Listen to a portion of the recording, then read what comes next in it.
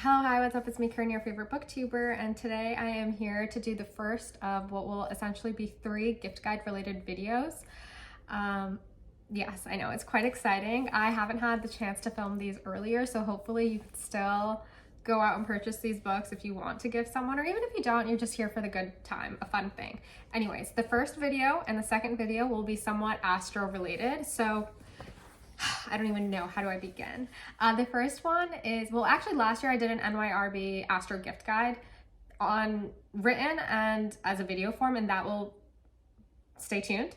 But instead of doing that one today, what we're going to talk about is 4 books that fit within the categories of the earth signs, fire signs, air signs, water signs, and the focus is on McNally Jackson books. Now, ideally, I would have done 12 books for the 12 signs, but I've only actually read 10 McNally books. So next year, stay tuned. But that sounds like a threat. It's really not. But this year, we're going to do 4 books for the 4, whatever you call those, like buckets of the astro signs.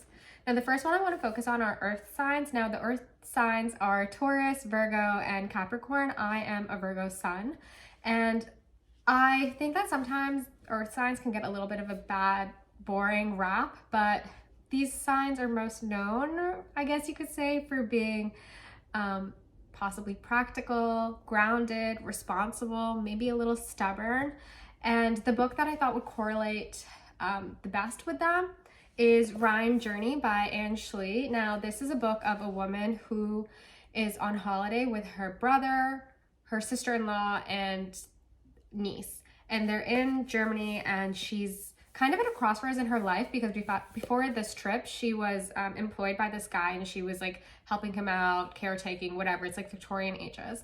And then he died, and he actually gave her money. So now she's kind of like, she has enough money where she could live on her own, or as is kind of heavily implied, is that she could live with her brother. But if she were to do that, she would probably have a really boring life and basically be like a maid to them. And while this book is happening, it's quite like psychological, it's very internal.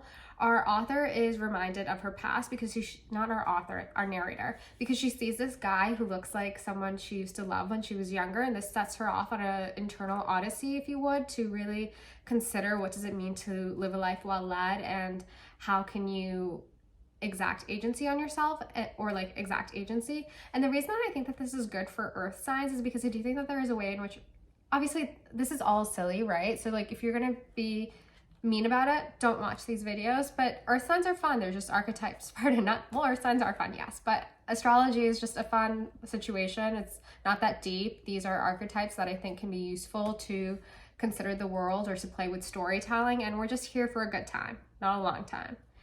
Back to what I was saying. I think that earth signs can possibly have the tendency to take a lot on their shoulders and to be very responsible and to do things that they might not want to do, but if they don't do it, then no one's gonna do it, and so they kind of just end up doing things they don't want to do. And I think that fits really well with the author from this book. Not the author, the protagonist. Next, we're going to be talking about fire signs. The fire signs are Aries, Leo, and Sagittarius. Now, these signs are fiery, hence they are known for being bold, energetic, down to party, and also they're very action oriented. They can be quite spontaneous, and the book that I thought that would most correlate to them is Ex-Wife by Ursula Parrott. Now, Ursula Parrott's book, The Ex-Wife, was first published I think in 1922, and it was published anonymously, but like everyone, all the society people in New York, they knew it was about Ursula Parrott. And she's basically talking about, you know, her divorce from her husband, and then the life she leads afterwards, like in the immediate aftermath and the ensuing year that follows, and the various men she encounters and how she's trying to build up her own life. And she's really like contemplating if marriage, this institution, is no longer really holds any weight, because it's easy to get divorced and women can now work for them, make their own money. Then what does marriage really like hold for us? What are the, how do you say this? What are the, that the idea of marriage means certain things, and now that some of those factors have changed, marriage no longer means what it used to mean. So what is the point of marriage? What is the point of these relationships? How can women find safety and security? And a lot of the conversations that are happening here are quite relevant to conversations that happen these days around marriage and like relationships and finding equality within them. And I think also why I picked this in particular is that this book takes place in the 1920s. So, you know, there's lots of like really wonderful fashion. Ursula Perrett does a great job of describing the clothes that she's wearing and talking about how, like, because you had to dress up a lot more in the 1920s than you do these days, and the ways in which she would be pairing her shoes to her handbag and wearing a specific jacket and all of these things. And like, there's a real attention to dress and detail, which I think is really great, but also because it is a novel from the 1920s, there's a lot of parties, there's lots of speakeasies, drinkings, being in a taxi cab in New York with a man and driving through the city. Like, these are very fun, exciting party things that I think correlate quite well with the fire signs. Next, I want to talk about the air signs, and we have 3 air signs. We have Gemini, Libra, and Aquarius. Now, I think of these signs as being quick-witted and very cerebral. They are good with their words, very idea-oriented, but maybe also a little spacey because, you know, it's an air sign. It's up in the ethers.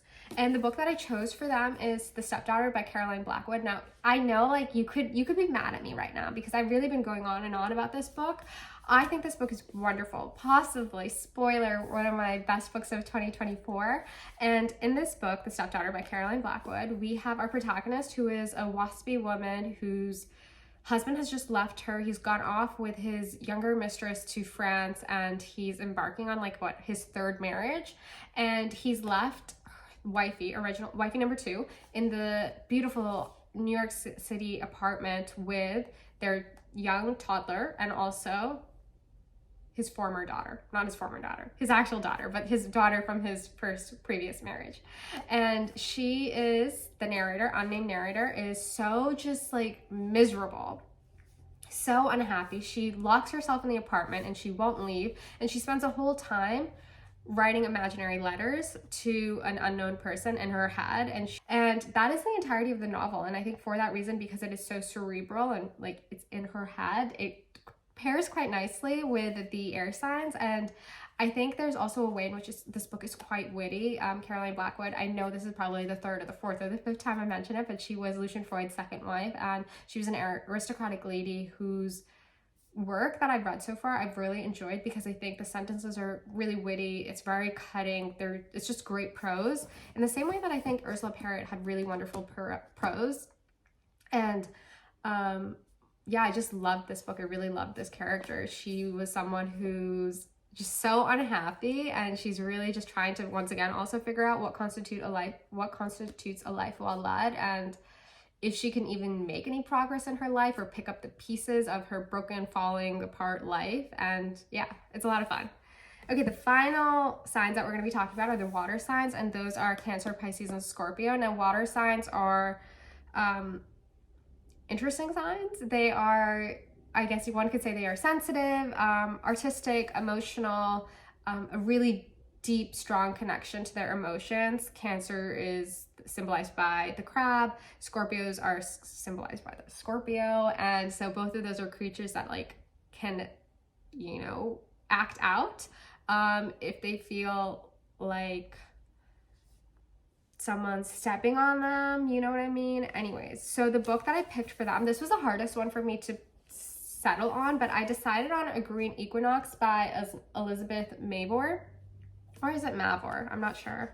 But this is really like interesting sentences. These are very almost poetic, dare I say. I don't really want to say poetic because I don't think, maybe lyrical is better. They're really long sentences, and it took me a few pages to really get into this author's flow because she's writing in a way that does not feel very contemporary. But it is really interesting to read. And what this book is about is our protagonist, Honor, is a woman who's involved with a married man, and then she gets involved with his wife, and then she becomes involved with the mother.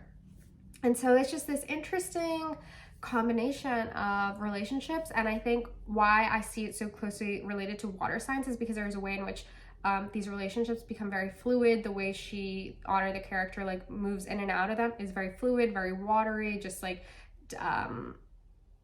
doing her own thing. And it's very much so, since this is a book really focused on relationships, I do think it plays a part in ties quite well with these signs that I consider to have a strong connection to emotions. Yeah, and also, so the final thing I want to say about this is that there are some really like fun elements of plot. The way that this author, like where she starts and where she takes us, is quite interesting. Okay, those were my books. That my first McNally's gift guide, if you would. I think next year, hopefully, I should be able to do 12 books for the 12 signs, but for this year, I thought this would be a fun thing. If you have any ideas for any gift guides, let me know and I'll see if I can, or like something holiday related that you think I could do, like a video, let me know and I'll try to see if I can manage that. I have become, unfortunately, a little busy this month, but anything for you guys.